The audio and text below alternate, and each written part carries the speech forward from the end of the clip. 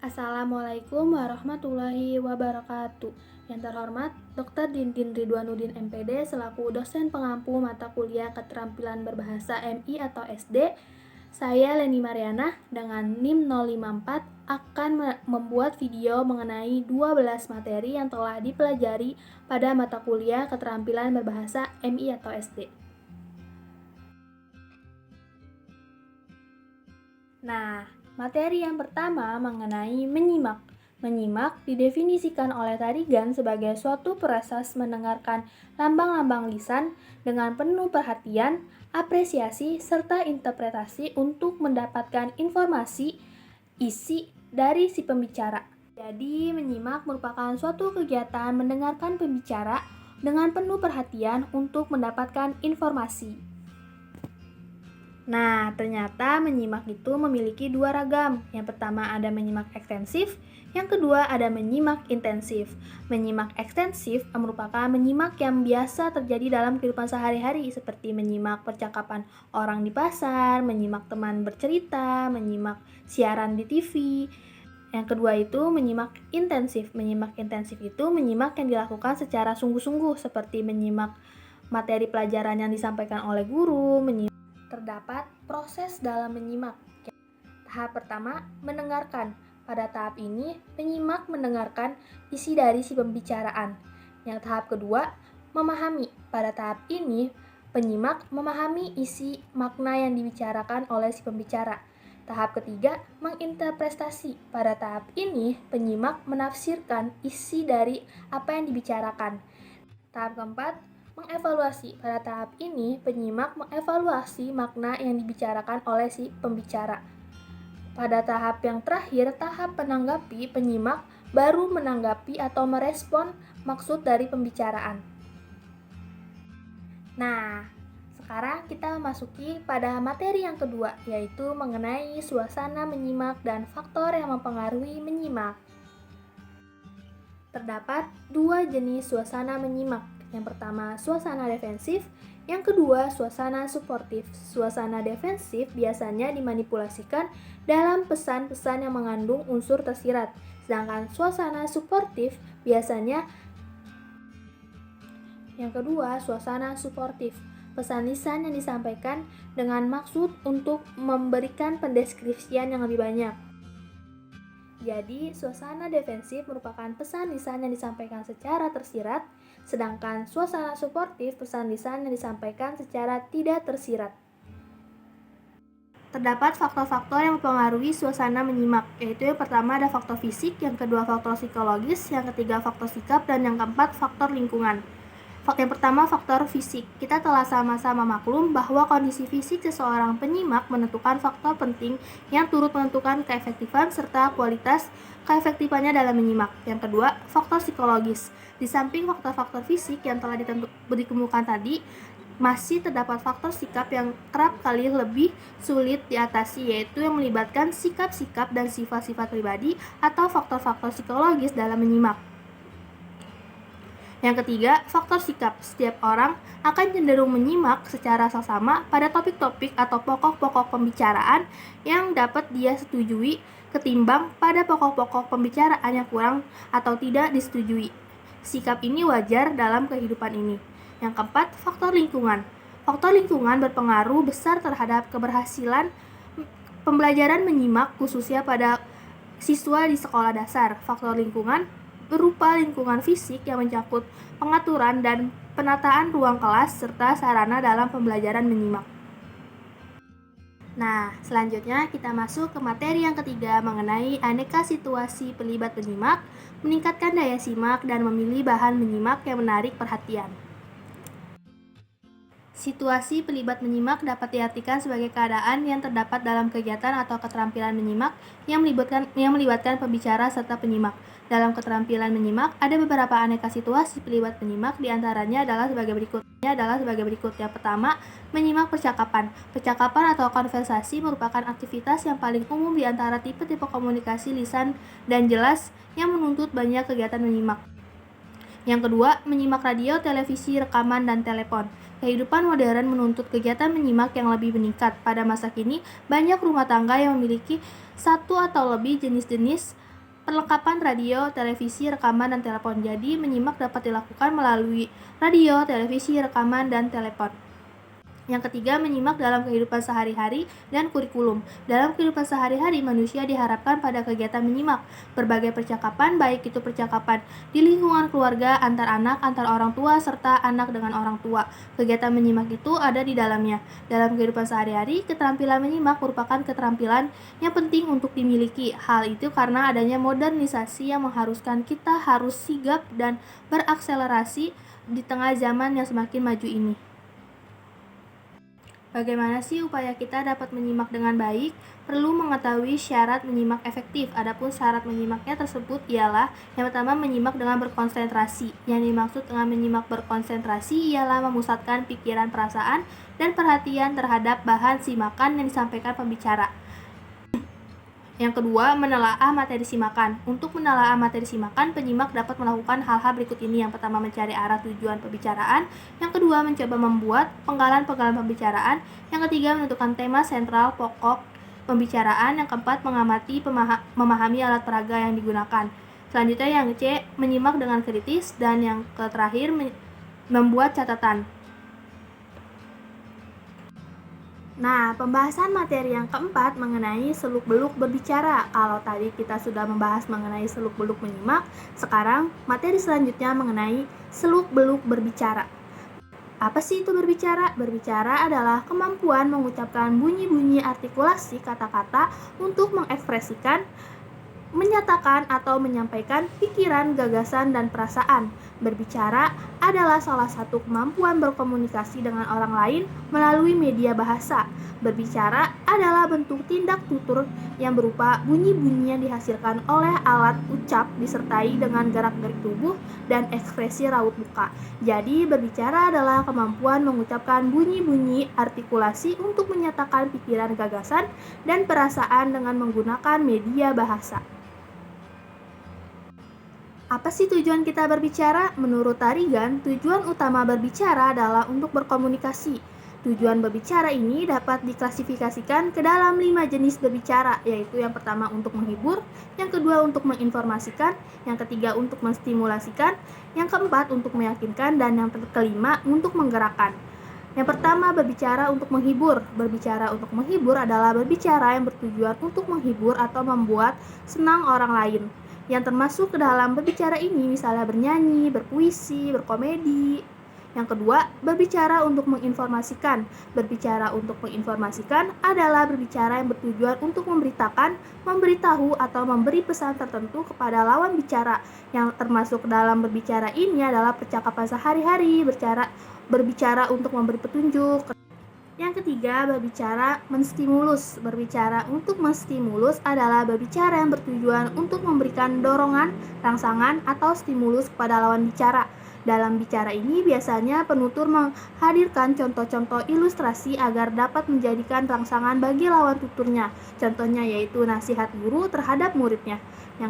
Yang keempat, berbicara meyakinkan. Berbicara meyakinkan, pembicaranya berusaha mengubah sikap pendengarnya dari tidak setuju menjadi setuju. Pembicara harus melandaskan kepada argumentasi dan nalar logis yang dapat dipertanggungjawabkan dari segala segi. Yang kelima, berbicara menggerakkan. Menuntut keseriusan baik dari segi pembicara maupun dari segi pendengarnya. Pembicara dalam berbicara menggerakkan ini haruslah berwibawa dan tokoh masyarakat. Panutan masyarakat melalui kepintaran berbicara, kecakapannya membakar emosi dan semangat, kebolehannya memanfaatkan situasi, ditambah penguasaannya terhadap ilmu jiwa massa. Contohnya seperti para demonstran. Aspek-aspek berbicara. Kegiatan berbicara memerlukan 4 hal, diantaranya yang pertama bahasa, yang kedua penguasaan bahasa, yang ketiga keberanian dan ketenangan, yang keempat kesanggupan menyampaikan ide dengan lancar dan teratur. Materi yang kelima mengenai hubungan berbicara dengan keterampilan lainnya. Pertama, hubungan berbicara dan menyimak. Menyimak dan berbicara memiliki hubungan yang sangat erat, karena keduanya merupakan keterampilan yang berada dalam satu ragam bahasa, yaitu bahasa lisan. Proses menyimak dan berbicara dapat dilakukan baik secara tatap muka maupun tidak. Berbicara dan menyimak merupakan kegiatan komunikasi dua arah yang langsung serta mampu berkomunikasi tatap muka atau face-to-face communication. Yang kedua, hubungan membaca dan berbicara. Membaca dan berbicara yang baik dan benar akan membantu proses pendidikan untuk mencapai tujuannya. Maka kehadiran membaca dan berbicara menentukan keberhasilan pendidikan sebab siswa mudah memahami isi bacaan, memahami tujuan berbicara. Pembahasan materi yang keenam mengenai aktivitas berbicara dan faktor yang mempengaruhi pembicaraan. Aktivitas berbicara terbagi menjadi dua, yaitu berbicara lingkup resmi dan berbicara lingkup tidak resmi. Yang pertama, berbicara lingkup resmi. Dalam berbicara pada diskusi kelompok resmi, biasanya terstruktur dan terencana, misalnya ceramah, interview, prosedur, parlementer, dan bercerita. Yang kedua, berbicara lingkup tidak resmi. Dalam berbicara pada diskusi kelompok tidak resmi, biasanya lebih santai, dan waktu yang digunakan tidak harus baku.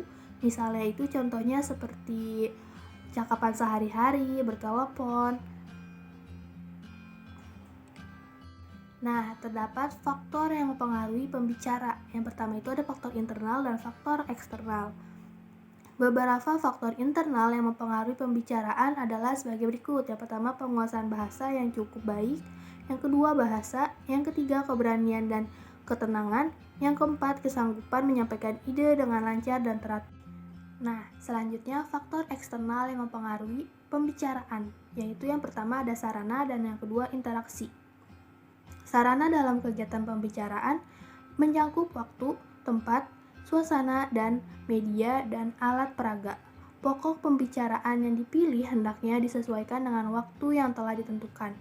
Berbicara terlalu lama atau melebihi waktu yang disediakan dapat menimbulkan rasa jenuh para pendengar. Tempat berbicara sangat menentukan keberhasilan pembicaraan. Dalam hal ini perlu diperhatikan faktor lokasi, jumlah pendengar, posisi pembicara dan pendengar, cahaya, udara, dan pengeras suara. Berbicara pada suasana tertentu pun akan mempengaruhi keberhasilan pembicaraan. Yang kedua, materi yang ketujuh mengenai keterampilan berbicara, retorika, dan aksentuasi. Langkah-langkah berbicara. Yang pertama, menentukan tema. Yang kedua, materi. Dan yang ketiga, draft. Yang pertama, tema. Dengan memilih tema ini akan berdampak pada batasan berbicara sekaligus mengurangi pembicaraan yang terkesan bertele-tele. Berbicara biasanya dengan tujuan agar mendapat perhatian dari lawan bicara kita. Maka dari itu, pemilihan tema penting untuk membangun keterkoneksinya dalam menjalin berbicara. Dua, materi. Materi berbicara biasanya memuat fakta, informasi, argumen, atau cerita yang mendukung atau menghibur, mengilustrasikan tema. Materi harus relevan dengan tema dan tujuan.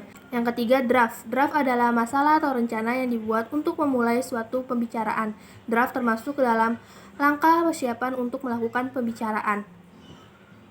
Yang pertama, keterampilan membaca retorika. Retorika merupakan sebuah seni berkomunikasi dengan secara lisan yang dilakukan oleh seseorang kepada sejumlah pendengar dengan secara langsung bertatap muka. Istilah retorika sering disamakan dengan istilah pidato. Kedua, keterampilan membaca aksentuasi.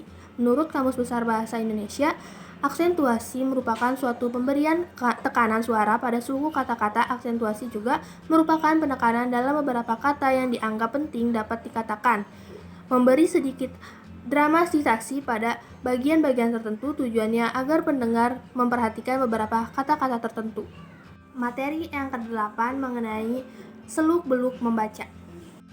Pengertian membaca. Membaca adalah suatu proses yang dilakukan serta dipergunakan oleh pembaca untuk memperoleh pesan yang hendak disampaikan oleh penulis melalui media kata-kata atau bahasa tulis. Selanjutnya ada tujuan membaca. Tujuan utama membaca adalah mencari dan memperoleh informasi, mencangkup isi serta memahami makna bacaan. Menurut Dalman, ada beragam tujuan membaca, yaitu yang pertama, memahami secara detail dan menyeluruh isi bacaan. Yang kedua, menangkap ide pokok atau gagasan utama buku secara cepat. Yang ketiga, mendapatkan informasi tentang sesuatu. Yang keempat, mengenali makna kata-kata sulit. Yang kelima, ingin menilai kebenaran gagasan pengarang atau penulis.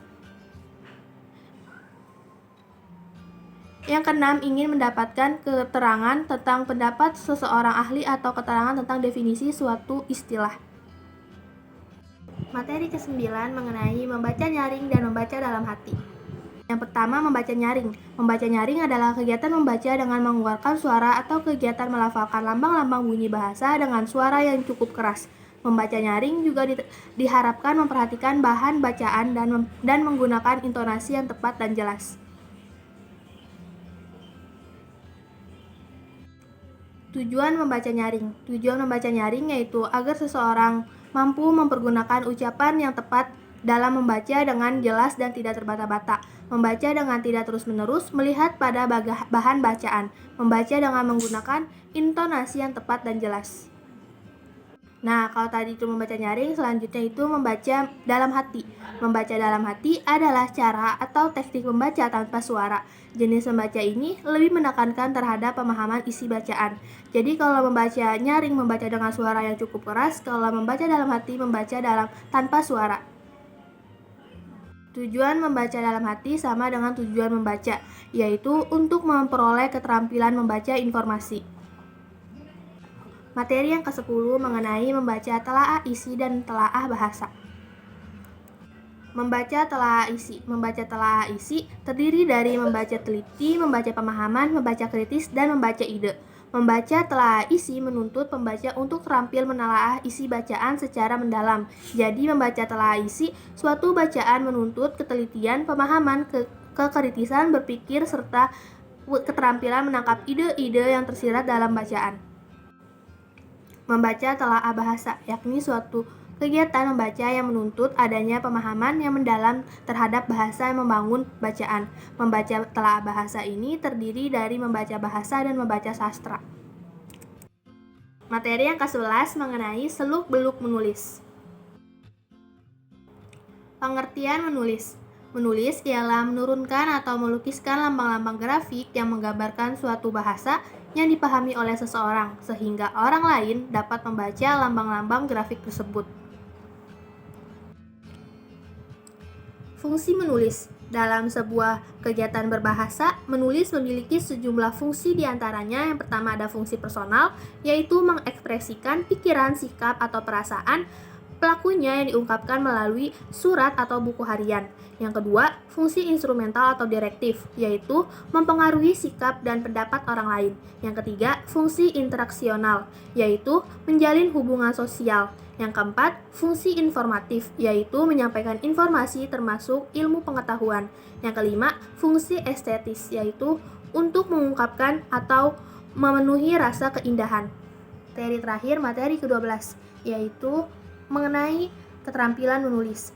Terdapat 5 keterampilan menulis. Yang pertama ada tulisan bernada akrab, yang kedua tulisan bernada penerangan, yang ketiga tulisan bernada penjelasan, yang keempat tulisan bernada mendebat, yang terakhir yang kelima tulisan bernada mengkritik.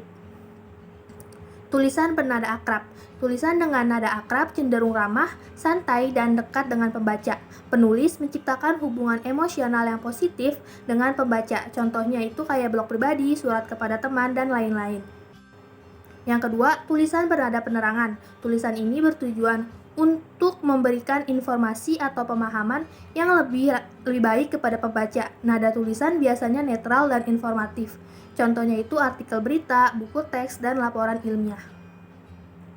Yang ketiga, tulisan bernada penjelasan. Tulisan ini digunakan untuk penjelasan konsep, proses, atau topik tertentu secara lebih rinci. Nada tulisan bisa menjadi kombinasi antara informatif dan persuasif, tergantung pada tujuannya. Misalnya sebuah artikel eksplanatori dalam jurnal ilmiah atau panduan pengguna yang menjelaskan cara menggunakan suatu perangkat. Yang keempat, tulisan bernada mendebat. Tulisan ini memiliki nada yang lebih tegas, argumentatif, dan sering kontroversial. Penulis menggunakan bukti dan argumennya untuk membela pandangan atau pendapat tertentu dan seringkali menantang pandangan lawan. Contohnya itu kayak esai argumentatif. Yang kelima, tulisan bernada mengkritik. Tulisan ini fokus pada analisis dan penilaian kritis terhadap suatu karya atau ide. Sekian video materi. Wassalamualaikum warahmatullahi wabarakatuh.